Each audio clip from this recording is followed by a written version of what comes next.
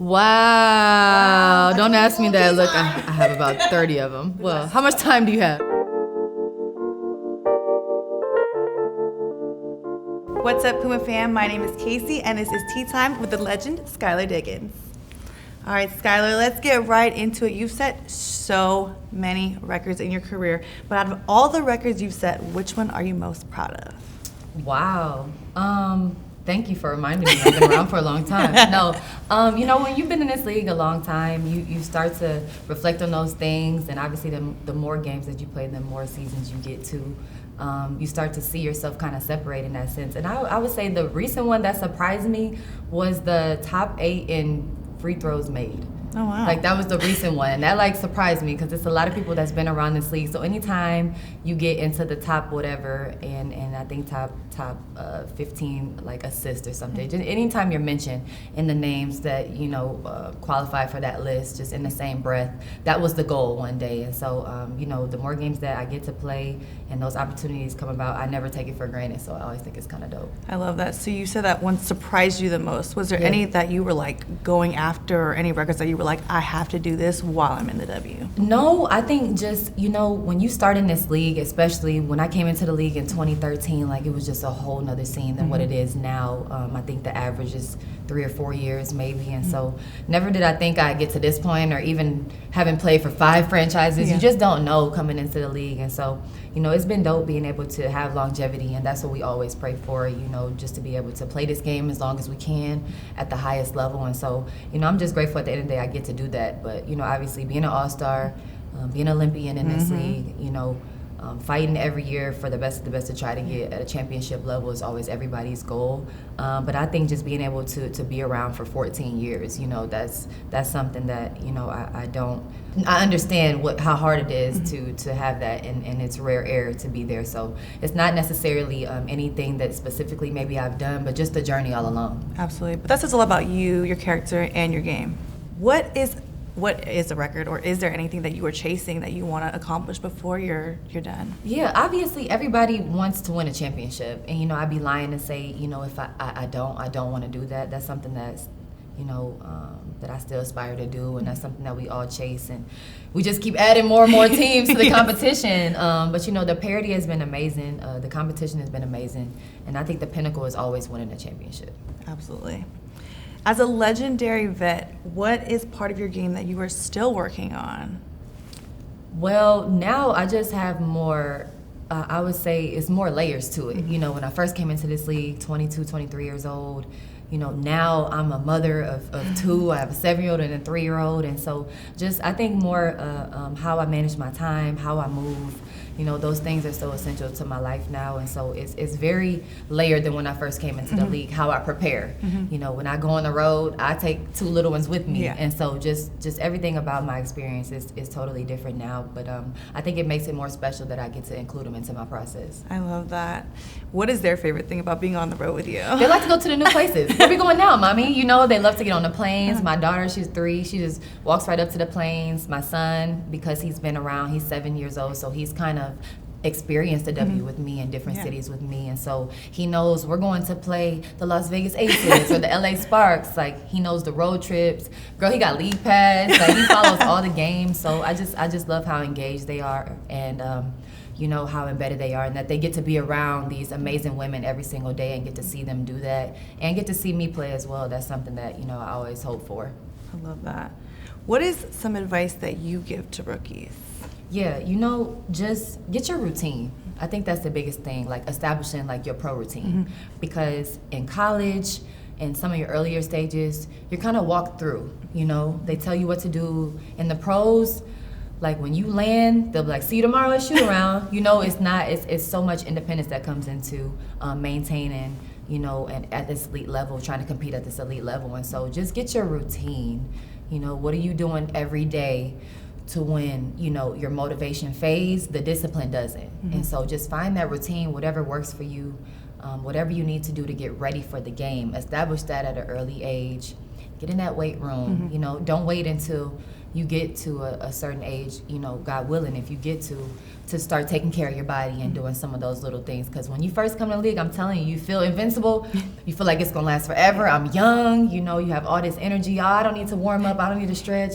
Oh, I don't need to cool down. I don't need to get in the cold tub. So just get your routine. I always tell my young players the easiest thing to do is try to establish that routine. So when you don't feel like it, or you feel sorry for yourself, or you won or you lost, you come in and do those same vitamins every day.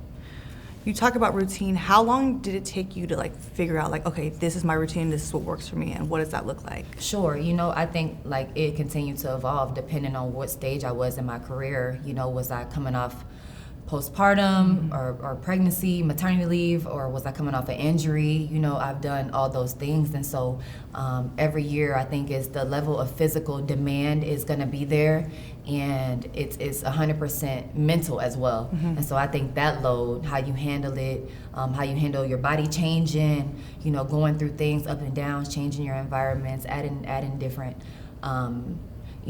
variables, to your experience, some that are in your control and some that aren't, and so for me, just trying to make sure the mental aspect of why the hell am I playing, why am I still doing all of this? And it really is, I just love basketball. And so I think the essence of the game and the process is something that I've really come to learn to enjoy, because a lot of times you're going to be doing that more than you playing in the games. Yeah. And so I think it sounds like corny, but just embracing the process, the ebb and flow of how it looks to be in this league and try to excel in this league. No, I definitely don't think I would never call it corny. I think that it's really important that you talk about and having balance between the two, right, on the court and off the court. For sure. I mean, if I was a rookie, I would love to take your advice. And listen, rookie or not, older player, young player, sometimes I got to take my own advice too, because you get into that where you've been in the league a long time, it evolves, new players come, people are so talented. Can you be secure in yourself? Can you clap for other women? Can you pick up your, and so, I see it as different. Like I keep talking about the different phases because I've been around so long, but I even see, can you meet the new players where they at? It's just a different time, and so can you do that, and can you pass the torch, and can you be secure enough in yourself to know what you bring to the table and also be able to compliment others? So I know rookies learn a lot from you and what you've been through and your story and your journey, but is there something that you've learned from the younger generation, the rookies that are coming in? Have they taught you anything? Yeah, it's just so pure. You get to see it, and you remember yourself when it was that pure. They make a lot more money than we did, but I just think the opportunities that they have now coming in, and obviously we stand on the shoulders of the ones before us. They stand on our shoulders, and I think the more that they do, it continues to raise the bar for everybody. And so I love it. I love seeing everybody in their own lanes. It's enough for all of us. And just continue to see that ceiling being punched and the bar being raised. I think, it's that iron sharpens iron. It really is. And the more all of us go get it, the more opportunities that will continue to come for us. What's a piece of advice you would give to the younger WNBA players that they did not ask for? Right. Oh my gosh. So many things. I probably can't damn say them on camera. It's like a scroll. That's a good question. Know yourself and know who you are in this league for somebody tells you who you are. So know yourself and keep your value really high. It's a lot of things that happen, a lot of reasons why you're on a team. It could be a fit. It's really all about, fit, but the best of ability is availability. And just keep your value really high, because you never know in this league. Sometimes when you get cut, especially young players, they get cut. I always tell them, keep working on your game. Keep working on your game. And how you conduct yourself while you're here as far as professionally is how they'll always remember you. And so just keep your value high, keep working on your game, and remember those connections that you make in this business. Okay, so a little outside of basketball, but still related to basketball, we know you have a podcast called Annom. Congratulations. Yes, what is some advice you would give to W players about being a successful mom? It's not a lot of women who are able to return to professional women's basketball in this arena after 2 pregnancies. And so, you're just navigating it every day, but you can have both. You can do both, and you don't have to choose or sacrifice one for another. You invest into that, and don't be so hard on yourself. We noticed that a lot of people that's been on grace. the podcast try to give yourself grace. And like I said, I'm terrible at taking my own advice, but I don't play when it's another woman. So you'll see a lot of times in the shows where, we get to talking to our guests and they're really hard on ourselves and we just pause them right there. Yeah. You're doing the best that you can do, or you did the best that you could do at that time, making the best decision with the choices that you had. And so I think it's been a safe space for me to open up and talk because I'm so private. You know, I don't really show my kids on social media. I don't really share a lot about, instead general aspects of what goes on with me in my personal life. But it's really given me an avenue to open up more about some of the stories that, I didn't want to talk about, like, tearing and like postpartum depression and like even new things that I learned about with IVF, fertility, and the process. And so it's been such an enlightening experience for me to be a part of, and it's amazing to see how our guests week after week continue to open up. It's been a learning experience, and I couldn't have a better partner in Cassidy.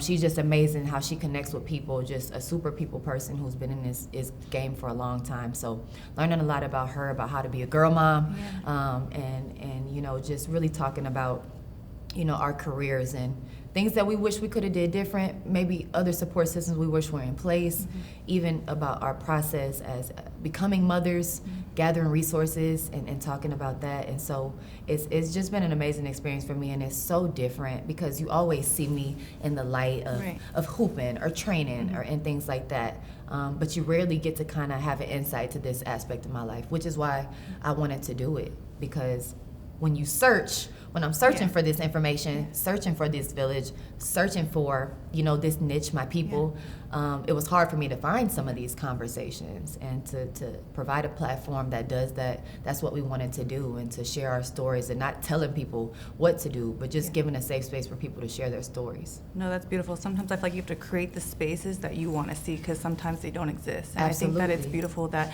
you're being vulnerable and you're being open, because I feel like at the end of the day, we're women, right? There's so many people that can relate to you, and maybe not like the professional athlete side, but just being a woman and being a mom and going through trials and tribulations and how to work through those. You know what I mean? So I think that's beautiful. And again, congratulations. Thank you.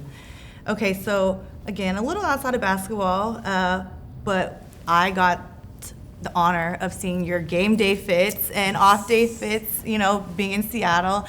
Now I get to see them on Instagram and on social media, but what would you rate your off day fits compared to your game day fits? Because those game day fits are elite. Yeah, well, I appreciate that, and you would know, you're a fashionista yourself. But yes, I think, dressing, expression, I love the way that, they're paying attention now to what we had on, because we always PTSO. Right. Ever since I've been in the league, we PTSO. But I think just having more attention to it, people understanding how important we are to popular culture and fashion and trends and slang, and that basketball is like the mecca of that, all those things, music, all the things that go into popular culture that I think we are extremely relevant to. And so seeing everybody step the game up, if you will, with that, and turning the tunnel into opportunity to market, to advertise different brands that you're working with, to showcase, how you feeling. A lot of people, we see certain people show up a certain way, we expect them to be a certain way, and to see everybody come into their style, it just elevates the brand of W as a whole, and gives individuals the opportunity to express themselves in that sense too. And I love it. I've always loved clothes. I've always loved putting on outfits.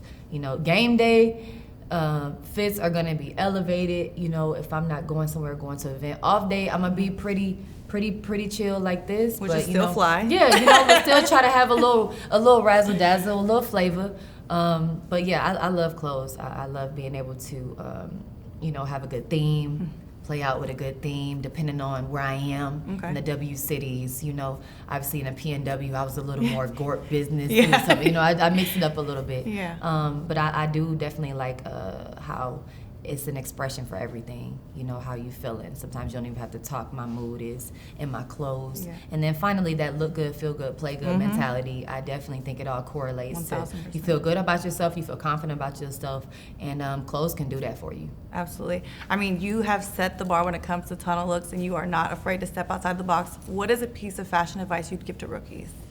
They can't all be hits. Listen, they can't all be hits. You know, sometimes you have to try certain things and try certain things until you find your style, find what works for you. But it is an evolution. Like, you don't just wake up one day, you know, I don't know if you've seen that, you know, that it's like the TikTok or whatever, when they dress and they be like, it takes time, and then you see all they fits, but time passes and then you see they fits. And so I didn't develop my sense of style when I first came into the league.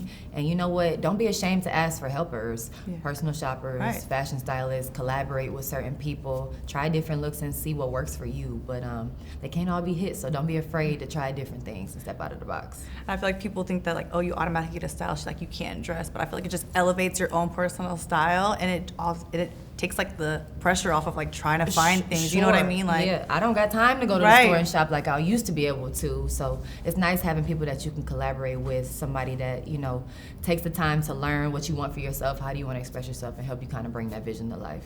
Yeah, so we talked about rookies.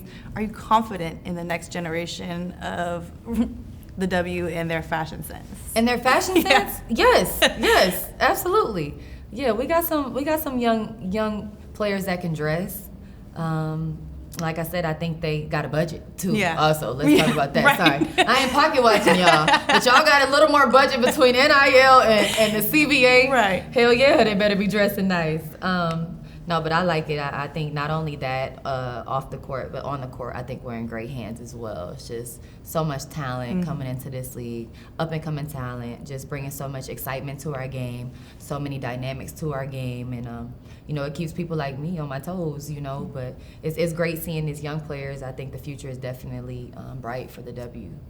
I mean, I think it definitely helps having people in the league still like you, so to look after. So, okay, so we've talked basketball, we talked fashion, but we want to get into a little tea. Okay, the spill. Okay, my favorite. So we got a little some hot take questions, rapid fire. Okay.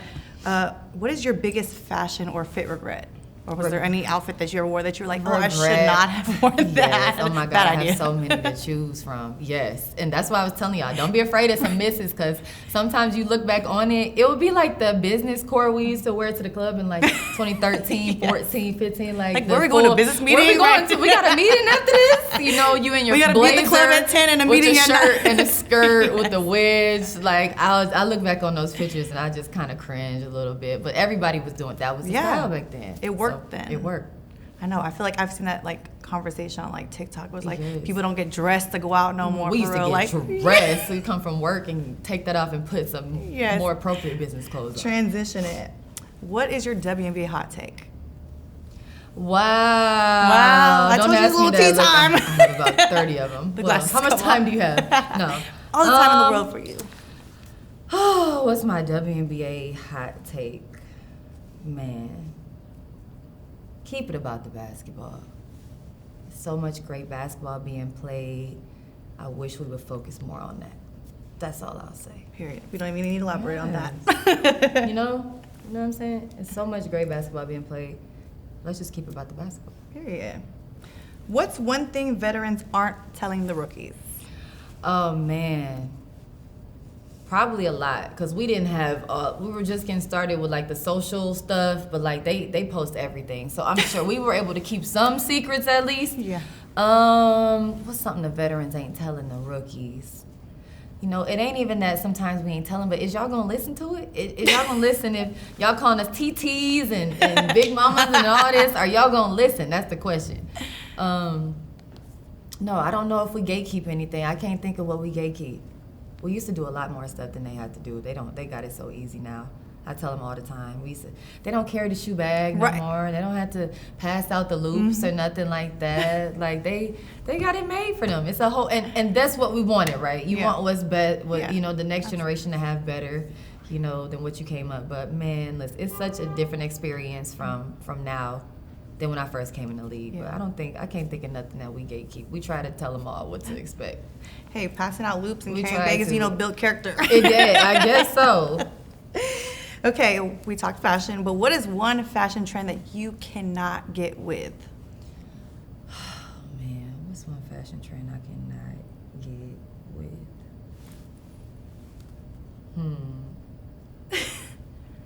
I know a lot of discourse around like men wearing all bedazzled clothing and stuff like that. It is. Yeah. You know what I'm saying? What's up? That's something new. That's actually, we used to do that back in the 2000s when everything was like bedazzled and stuff like that. I actually like that trend when we used to do it with the, like I said, the velour suits and stuff like that. Or like the bedazzled logo on the back and stuff like that. You used to have like the little belt. The trend that I can't get with now, I don't know. Well, it has been amazing chatting with you, and we've spilled some tea, but now we want to spill some real tea, yes, please. And I heard you chose a little wacky tea. I think this one is caramel apple bourbon. That actually sounds. Yes, classy. Is that cute with this? Caramel apple bourbon. Caramel apple bourbon. Is it just tea? Is it tea? Is this the 21 and over? Is it something else? Is this 21? We about to spill the real tea after this. Cheers. Okay. Cheers. Let's see how we like it. I ain't mad at all at this one. This is good. This is good. It's like a little hot toddy. You ever had a hot toddy? Yeah, without the little kick. Without the little kick. You know, when you turn the cameras off and put a little kick. Yeah, I did it with this one. Yeah, good pick. Yes. They said it was wacky flavors, but I feel like these are actually like good flavors. Did anybody Yes, touch please me? help yourself. This is for you. Basketball. Well, like I mentioned, it's been amazing chatting with you. I love watching you from afar. I got to watch you very closely in Seattle. It's been amazing to see your growth, watch you through the league, and it's just an honor to have you here. Right on. So Thanks for having me, amazing. Casey. Appreciate All right, you. Puma fam, that is a wrap with Tea Time with Skylar Diggins. Peace.